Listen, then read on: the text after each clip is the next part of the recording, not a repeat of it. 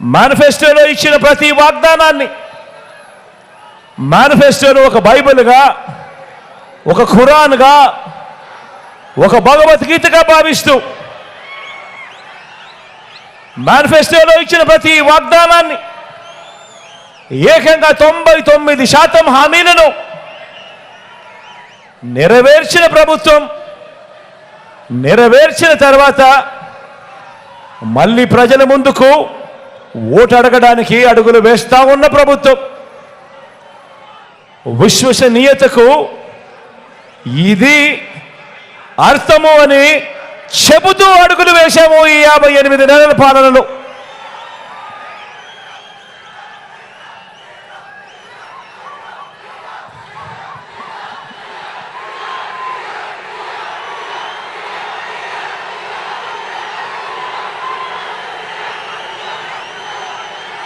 ఐదేళ్ళు మన ప్రభుత్వం మంచి పాలన అందించిన తర్వాత ఇవాళ మళ్ళీ మీ ముందు నిలబడి ఇంత మంచి చేశాము అని సగర్వంగా, సవినయంగా చెప్పగలుగుతున్నందుకు నిజంగా చాలా సంతోషంగా ఉంది అని ఈ సందర్భంగా చెప్తా ఉన్నా. ఇవాళ ఏ రాష్ట్రంలో, ఏ గ్రామంలో అయినా,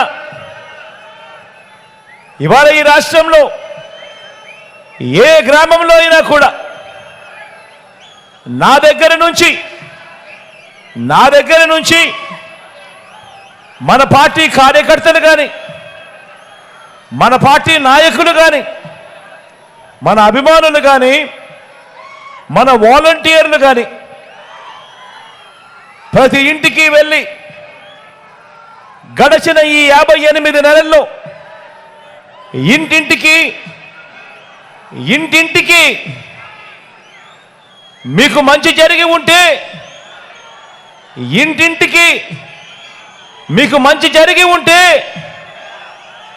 మీ జగన్కు, మీ బిడ్డకు, మన ప్రభుత్వానికి, వైఎస్ఆర్సీపీ ప్రభుత్వానికి అండగా, తోడుగా నిలబడండి అని ఆత్మవిశ్వాసంతో ఈరోజు ప్రతి ఒక్కరూ కూడా ప్రతి గడపకు వెళ్ళి అడగగలుగుతా ఉన్నారు అని అంటే దానికి కారణం దేవుడు దయతో, మీ అందరి చల్లని దీవెనలతో ఇంటింటికి, ప్రతి గ్రామానికి మంచి చేయగలిగాము కాబట్టే అని చెప్పి కూడా ఈ సందర్భంగా సగర్వంగా, సవినయంగా తెలియజేస్తా ఉన్నాను. ఇవాళ ఎన్నికలు వస్తూ ఉన్నాయి అంటే ప్రతిపక్షంలో ఉన్న వారంతా కూడా విడివిడిగా రాలేకపోతా ఉన్నారు. ఒంటరిగా పోటీ చేసే ధైర్యం ఏ ఒక్కరికి కూడా లేదు. అధికారం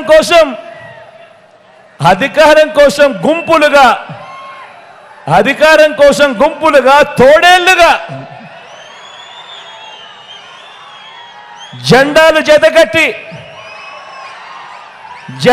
జతకట్టి అబద్ధాలతో వస్తా ఉన్నారు. జెండాలు జతకట్టడమే వారి పని, ప్రజల గుండెల్లో గుడి కట్టడమే మీ జగన్ చేశాడు కాబట్టి అని కూడా ఈ సందర్భంగా గర్వంగా చెప్తా ఉన్నా. ఈరోజు నేను చెప్తా ఉన్నా, ఇంత మంచి జరిగింది కాబట్టి ప్రతి గుండెలోనూ మీ బిడ్డ ఉన్నాడు, మన ప్రభుత్వం ఉంది, మన వైఎస్ఆర్సీపీ ప్రభుత్వం ఉంది.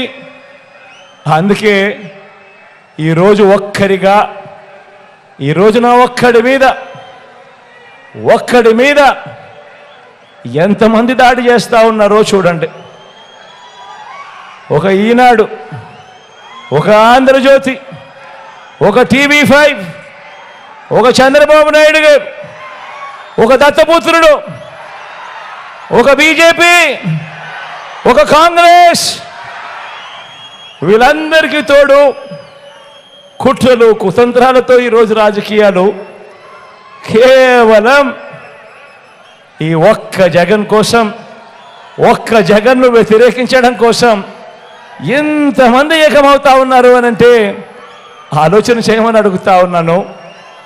మీ జగనే గన ప్రతి ఇంటికి మంచి చేయకపోయింటే, మీ జగనే గన మేనిఫెస్టోలో చెప్పిన ప్రతి హామీని కూడా నెరవేర్చకపోయింటే, మరి ఇంతమంది తోడేళ్ళు, ఇన్ని కుట్రలు, ఇన్ని మోసాలు, ఇన్ని జెండాలు జతకట్టి కేవలం ఒకే ఒక్కడి మీద ఇంతమంది వస్తా ఉన్న పరిస్థితికి కారణమేమిటి అని ఆలోచన చేయమని అడుగుతా ఉన్నా.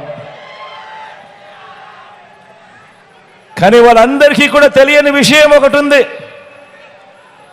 వాళ్ళందరికీ కూడా తెలియని విషయం ఒకటి ఉంది. ఇంతమంది జతకట్టి వచ్చినా కూడా వాళ్ళందరికీ తెలియని విషయం ఒకటి ఉంది. 99 మార్కులు తెచ్చుకున్న స్టూడెంట్, 99 మార్కులు తెచ్చుకున్న స్టూడెంట్ పరీక్షలకు భయపడతాడా అని అడుగుతా ఉన్నాను.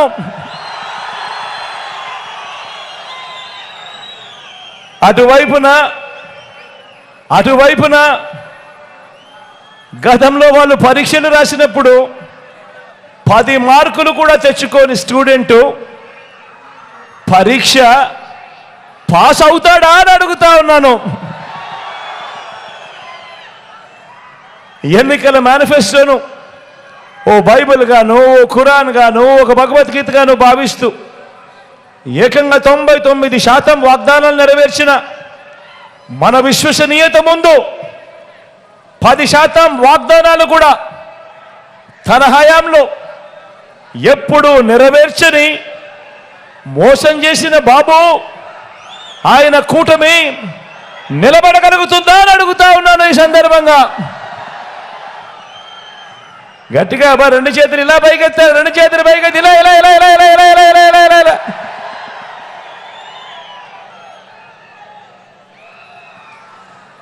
విలువలు, విశ్వసనీయత లేని ఇలాంటి వారితో, విలువలు విశ్వసనీయతలు లేని ఎలాంటి వారితో, ఇలాంటి వారితో 30 పార్టీలు కలిసి వచ్చిన ఇలాంటి పొత్తులను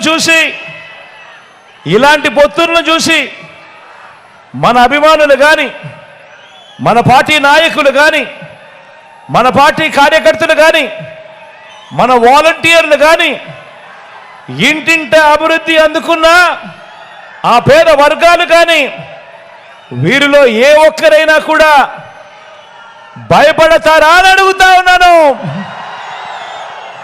రెండు చేతుల పైకి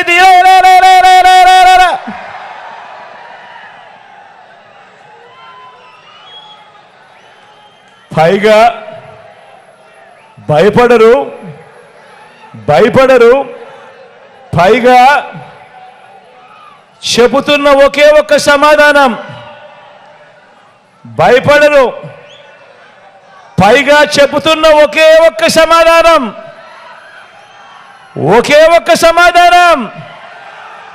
మేమంతా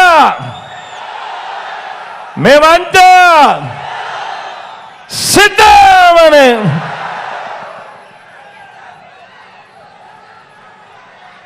5 ఏళ్ల తర్వాత, 58 నెలల పాలన తర్వాత